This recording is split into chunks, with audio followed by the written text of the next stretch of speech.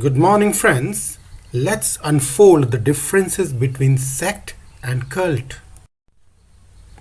The distinction between a sect and a cult is often a topic of discussion and debate. While these terms are sometimes used interchangeably, they have different connotations and implications. Let's explore the differences between sects and cults with suitable examples. A sect typically refers to a religious or spiritual group that has emerged from an existing religious tradition. Sects usually retain some of the core beliefs and practices of the parent religion but have developed distinct interpretations and variations. They often form due to disagreements or conflicts within the larger religious community. For example, within Christianity, the Protestant Reformation led to the emergence of various sects such as Lutheranism, Calvinism, and Anglicanism. These sects branched off from the Roman Catholic Church, retaining some common beliefs but introducing their own theological perspectives and practices. One prominent example of a sect in India is the Sikhism movement. Sikhism emerged as a distinct religious tradition in the 15th century under the leadership of Guru Nanak Dev Ji. Sikhs consider themselves a separate community with their own beliefs, practices, and scriptures, while still drawing inspiration from elements of Hinduism and Islam. Let's go through some of the important sects of Hinduism. The very first is Vaishnavism. Vaishnavism is one of the largest sects of Hinduism devoted to the worship of Lord Vishnu and his incarnations like Lord Rama and Lord Krishna. It includes subsects such as Shri Vaishnavism of South India and the Gaudiya Vaishnavism of Bengal. Next sect is Shaivism. Shaivism centers around the worship of Lord Shiva as the supreme deity. It includes subsects like the Kashmir Shaivism, Pashupat Shaivism, and Lingayatism, which is prominent in the Karnataka state of India. Next important sect of Hinduism is Sakya sect.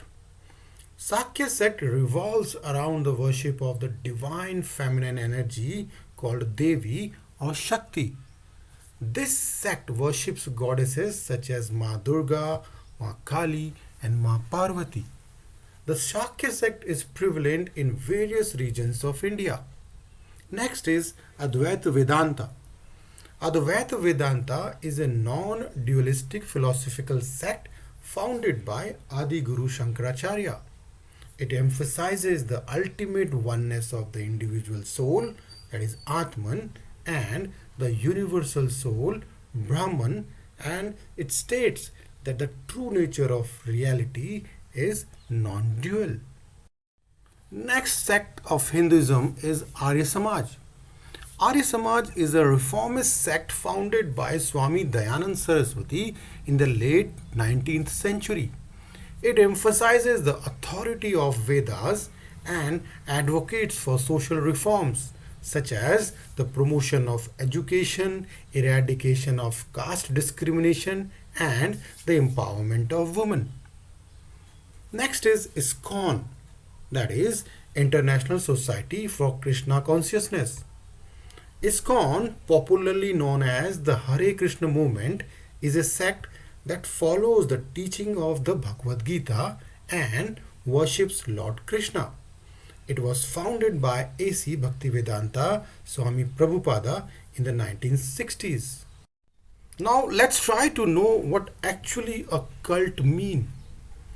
Cult is often associated with a group that deviates significantly from established religious norms and typically exhibits characteristics of manipulation, control, and charismatic leadership.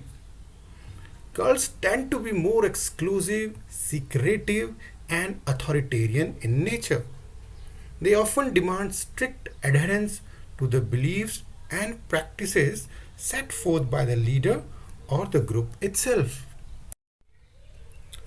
One well known example of a cult is the People's Temple, led by Jim Jones. This cult gained a bad name in the late 1970s when more than 900 members died in a mass murder suicide event in Jonestown, Guyana.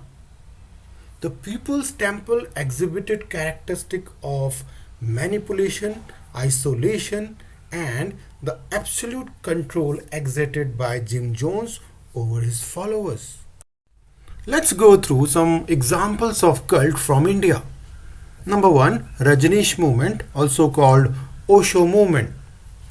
Founded by Bhagwan Sri Rajneesh, also known as Osho, this movement gained popularity in the 1970s and 1980s. It combined elements of Eastern spirituality, meditation, and therapy. The movement faced criticism for its controversial practices, including allegations of manipulation and financial impropriety. Next is Dera Sacha Sauda. Now, Dera Sacha Sauda is a socio-spiritual organization based in Haryana, India. It gained attention for its leader Gurmeet Ram Rahim Singh, who was convicted of rape in 2017. The organization has faced criticism for its controversial practices and allegations of exploitation. Next is Brahmakumaris. The Brahmakumaris is a spiritual movement that originated in India and emphasizes meditation, self-transformation, and the pursuit of inner peace. While it is not universally considered a cult, it has faced scrutiny for its strict adherence to certain beliefs and practices, as well as allegations of controlling behavior. Next is Sant Nirankari Mission. The Sant Nirankari Mission is a spiritual organization founded in the early 20th century. While it has a significant following and it promotes teaching of love, peace, and unity, it has been labeled as a cult by some critics due to its hierarchical structure and strict adherence to its leaders' teaching. So friends, I hope the difference between cult and sect is clear to you. Taking that in consideration, it is very important to note that the term cult carries negative connotations and should be used with caution. Labeling a group as a cult requires careful consideration of specific characteristics such as manipulation, control, and potential harm to its followers. It is also crucial to recognize that not all groups labeled as cults by some critics are universally regarded as such. Public perceptions and legal judgments may vary, and it is recommended to examine each case individually and thoroughly before forming any conclusions. Finally, it is very important to approach the labeling of groups with a deep care, as the terms sect and cult can be subjective and carry different implications.